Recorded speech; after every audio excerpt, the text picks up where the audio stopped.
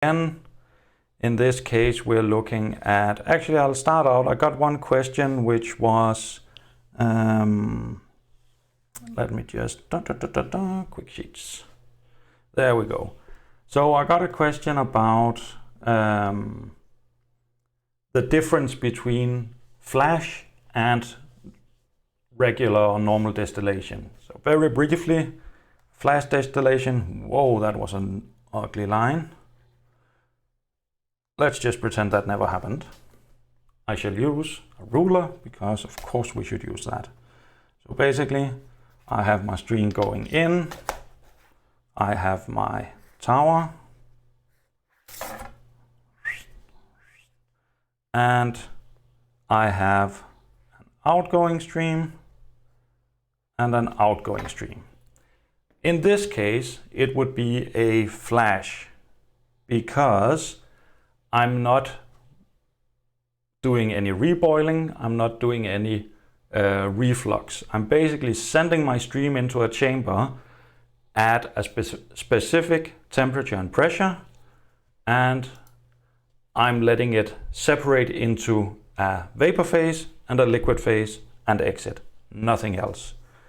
When we instead talk about an actual distillation, so not a flash, so this is our flash, and the other option is we have our distillation tower, and then I know you have seen this before, we have these, and we have our reboiler, there we go. So in both cases here, we're taking some of our vapor up here, and we're recycling it into our column, the same down here. We're boiling off some component and sending it back into our system. So this is a normal distillation. And that's really the difference, that in this type of distillation where we have reflux and we have reboiling, we have all of these stages. So this allows us to have multiple levels of equilibria. You can sort of compare it to what we just looked at and say the flash is the same as when in the extraction, if we just have one box. Something enters, they reach equilibrium, and then they leave, right? So we'll have one equilibrium step, where down here, every stage is a box by itself. And we have equilibriums between all of these. So instead of just having one equilibrium, we have, in this case, this would be 3 stages, so 3 times that the equilibrium manages to settle. If we look at, let's see if I'm on the right page here, otherwise I just have to find it. Oh no, this was the extraction, sorry. I wanted my, where is it? Benzene toluene. Let's try that one. So, in terms of a flash distillation, what would happen is we would have some composition in our liquid that we are sending in. So let's say we send it in, let's say 0.5. So we start out here and then we select some temperature. Let's say we send it in at 95. That's gonna make it a bit easy for me. So we end up here.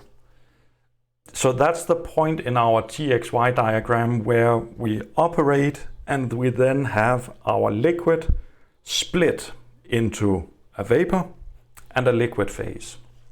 So we start out by having one big box that's just liquid, and then we have some of that splits into a vapor, and some of it continues to just be a liquid stream, right? Now, there are several things we can do with a TXY diagram in cases like this. The first thing we can do is we can figure out how much of the liquid we started out with will actually turn into a vapor and how much will remain as a liquid. And if we want to figure out how much turns into a vapor, what we'll do is we'll look at this lovely diagram we have up here, and we are going to put in a line. Oh, no. away with that one. We're going to put in a line that will basically tell us, oh, that was horrible. Can I undo that?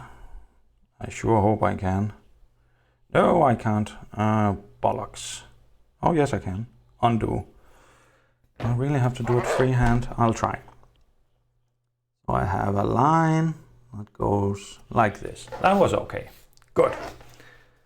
Now, on the left-hand side, I can read out the composition of, in this case, the mole fraction of benzene in my liquid phase. So we look here and we go down and we say that's about 0.4. So we have our 0.4. That's our composition of benzene in the liquid. So after they've split up here, we know that 40% of the liquid is going to be benzene. If we go to the right and try and read off, what's that, about 63.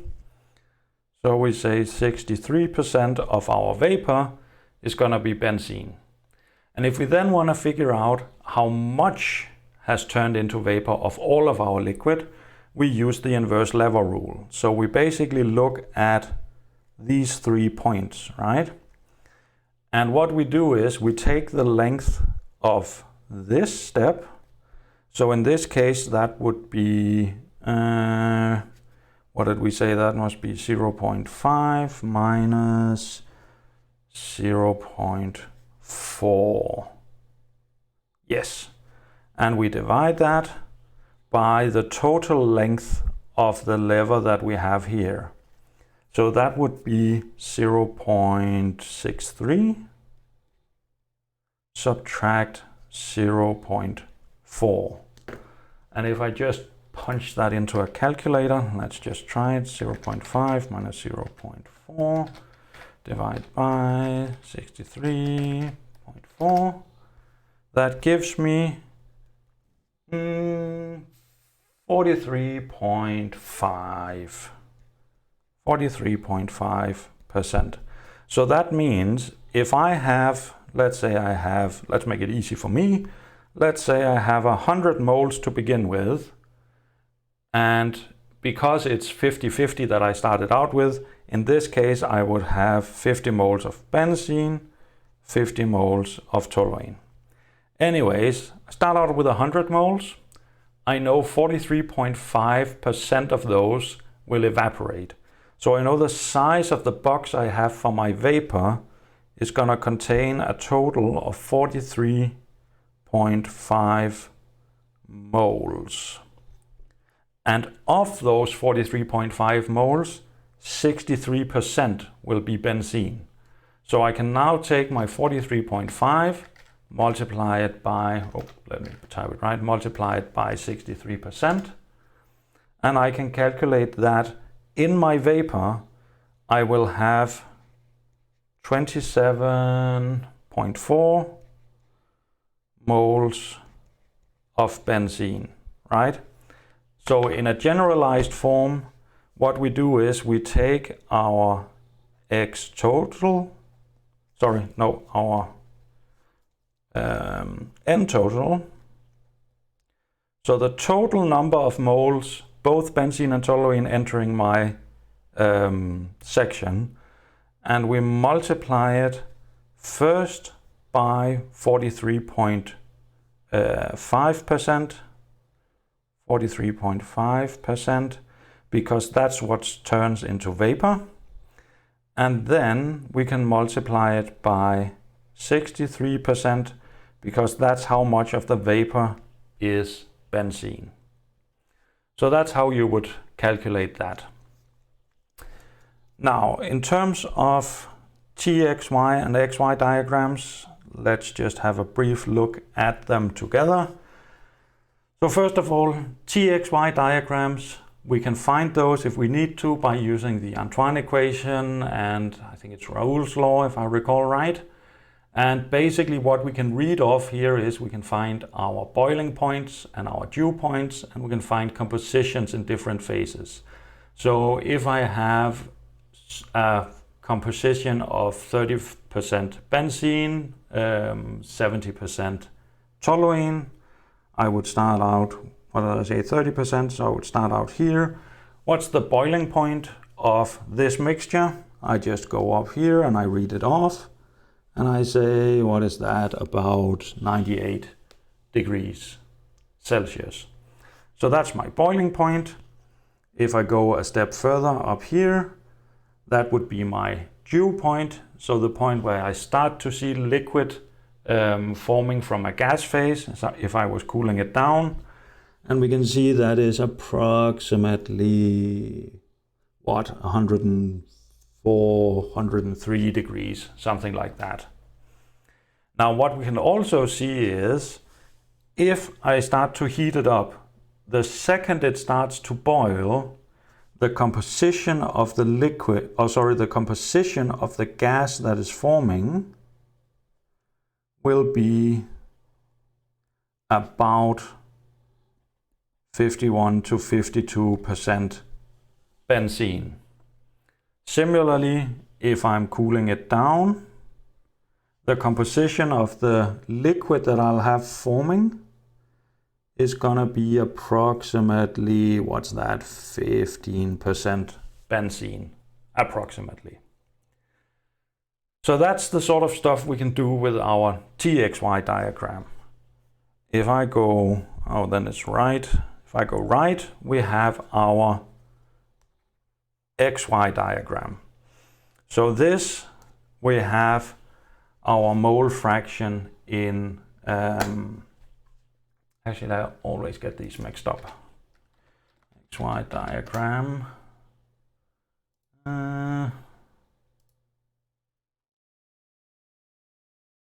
So we usually have, we have our X here, we have our Y here. So this will be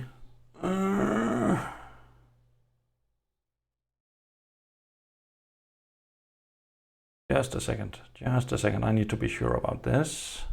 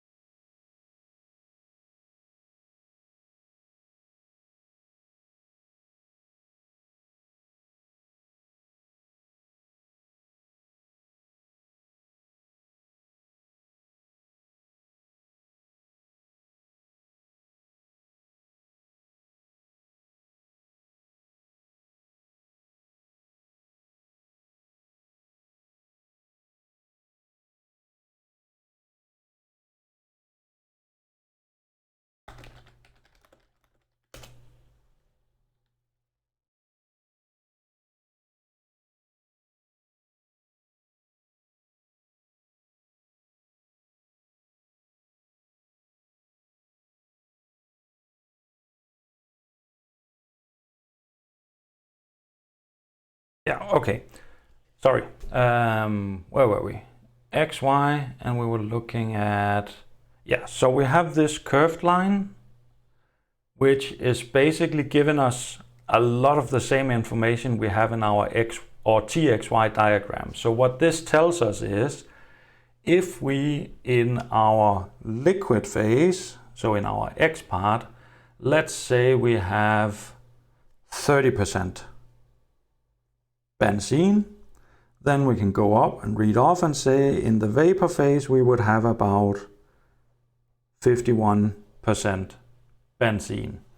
So this gives us the same option of reading off the correlation between the composition in our liquid phase, bottom, and our vapor phase, the y-axis. That's what this equilibrium curve gives us of information. What we lose by going to an XY is we have no way of knowing the temperature that these boil at, right? No idea. We just know that if we have 30% benzene, then the vapor above it will be 51%. Instead, we have our diagonal that we use when we are creating our distillation plots. So I think you will remember from previous lectures, I'll just take a random example. Let's say we have an X feed. Actually, we normally use set, so we use a set feed of what you will put in 0.4. We have a requirement that our top product will contain 95% benzene, and we want our bottom product to contain, let's say, 10%. That's going to make it easier for me to draw. So quickly, how do we put this into our diagram? Well, our feed line is going to be at 40%. Our top product is going to be at 95. It's going to be around there. And finally, I can do that by hand, 10%. That's what we wanted. Then we look at our pipe that's entering our system, and what we want to know is the feed that we have. Is it a liquid at bubble point? Is it a vapor at dew point? Or is it somewhere in between, so partially vaporized? And you might remember that defines how our Q line looks. So if it is a liquid at bubble point, Q line is going to look like that. If it's a vapor at dew point, Q line is going to look like that. If it's in between, the Q line is going to be somewhere in between those two. So somewhere there. And then we need to calculate our Q value, put it into our equation for our Q line, and then we can easily find some intercept with our y-axis, use that to draw our Q line. In this case, let's assume that whatever comes into our system is a liquid at bubble point. There we go. So now what we can do is we can draw in our two operating lines. So that would be our, where do we have it? We have one operating line there, so that was our rectifying section. And we have our other operating line, which goes to our bottom product. So that would be our operating line for our stripper section. And then depending on the slope of this line, or if it's easier for you, you can find the intercept with the y-axis, we can determine our R minimum. What we then do is we know that we use more than our minimum. So if we just remove a couple of operating lines, actually let's just keep them, that's okay. So we keep our original operating lines here. We're then given some form of reflux ratio. So that will tell us the new slope of our operating line in our top section. So again, has to start at this point, and then it has to go down and hit our Q line somewhere. I'm just gonna draw in one. If you did this in an assignment, you would of course have to calculate the slope. I'm just gonna assume that it hits right there and everything's dandy. So that would be my new rectifying operating line. And similarly, I can now just put in my, there we go, my new line down there. And of course, now we have so many lines that it's difficult to see what's going on. But let's see if we can remove some of our first operating line. And that operating line, messed it up a bit. Like that, like that. And of course, the final step, when we are using this, we're basically aiming for the McCabe-Thiele method. And we then find the number of stages. We go across, down, across, down, across, down, across, down, across, down, across, down, across, down.